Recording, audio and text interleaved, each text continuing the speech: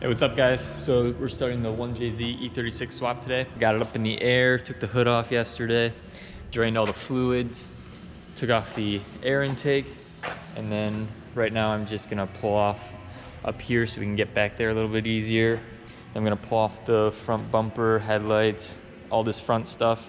Then we should be able just to pick up the engine and slide it forward.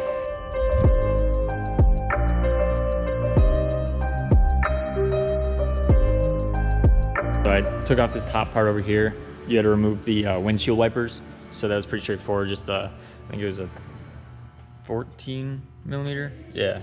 And then once that came off, you could just slide the thing off, unscrew it from here.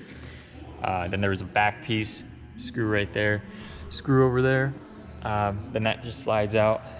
Right now I'm gonna take off the headlights and then hopefully take off this front clip. Headlights are out. Put the bolts back in the top here. I didn't put these in the sides just because it's easier just to get out. They're secure enough for me. That's fine. Under here, on the sides, there's two bolts. You can see where I took them out from. You gotta remove those on both sides. They're 8 millimeters. I have one up here holding on this plastic front piece just to hold it on. So it's nice, quick, and easy. I'm gonna try to take off this front piece here. Looks like there's there and there, but see how that goes. All right, one thing you might wanna do when you're doing this is label the wires for where they go to. Like this one is the main headlight. This is the brights. And then down here I got the fog. You might just wanna label it. Might make it easier when you put it all back together.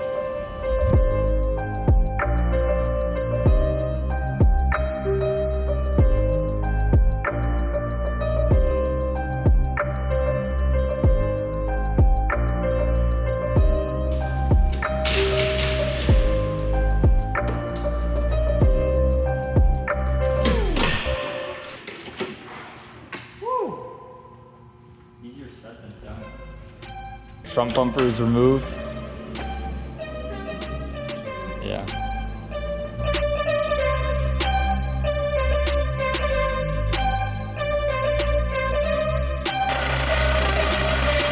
I'm just gonna update you guys, my camera died.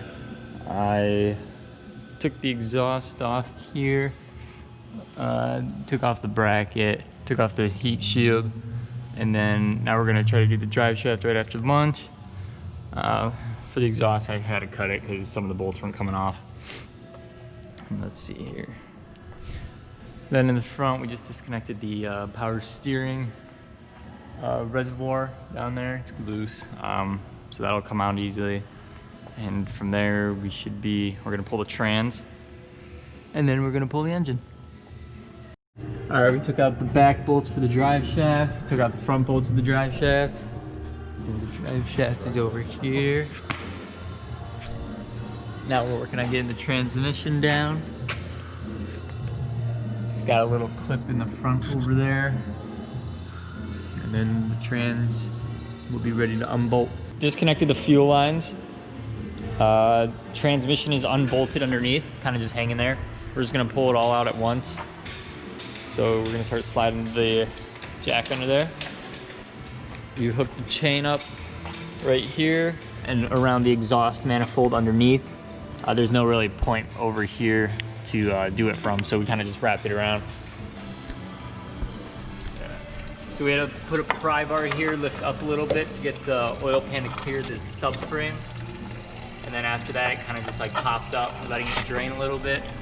And then we're gonna try to level it out and pull it out straight.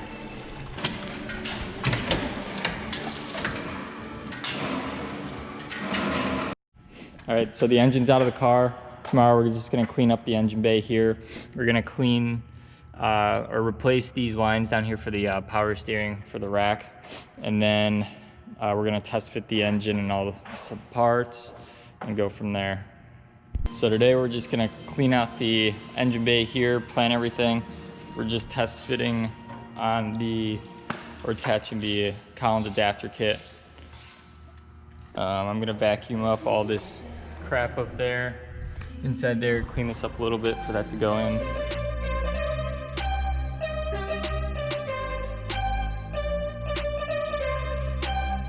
So with the Collins adapter kit here, it's pretty much all the way bolted.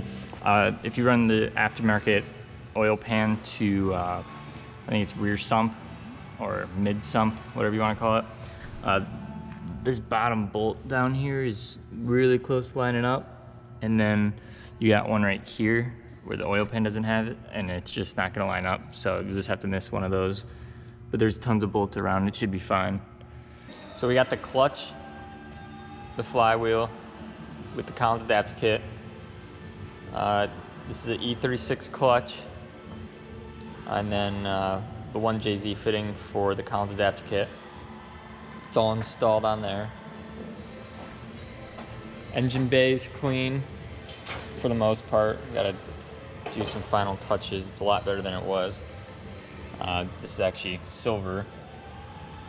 Got the chase bays reservoir for the power steering. Just got that mounted up. I'm gonna make a reinforcement bracket so it doesn't wobble. Gonna cut this line for emissions. And after that, we're probably gonna mock it up a little bit, make sure the lines for the fuel fit. Got to get a new slave cylinder for the trans. Go from there. Also, one thing to note, if you go with these excessive bracings for the engine mount, one thing that you'll have to consider is right here. I got this tube from Drift Motion. It's a really nice tube for the rear sump / mid sump oil pans. It's almost like an essential. So you'll need to notch it out just a little bit for this tube to go in. And then other than that, you shouldn't run into any other issues. It's just this side over here lined up really good. It's got the two supporting things. You have enough clearance from your oil cap to twist and everything. Your hand can fit under there, no problem. And other than that, it should be pretty good. All right, so we're about to put this in the car. One thing that we noticed is that this is running into the brake booster in the back over here. You kind of see when we were mocking it up, it was kind of scraping it. So we're just gonna cut this off a little bit. I think this is just used to hold the old wiring harness holder into place. So we're not really gonna need that. So we're just gonna cut that off. Should give us a little bit better clearance when dropping it down. Another thing we noticed is that we did this first, but you should leave it out so it's loose still, and then because you'll need to angle it that way, and then the engine will set and it'll automatically just tilt over where it's supposed to be, and then you can tighten up the bottoms. This one we have loose as well. That just makes it a lot easier when doing it, and we'll show you putting it in. In a little bit.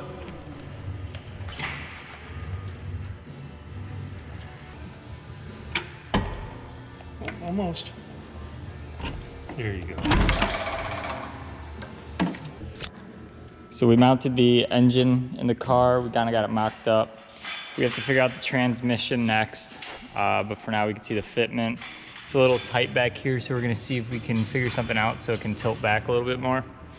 But otherwise, it is sitting on its own. So we're just gonna wrap it up for today and continue next time.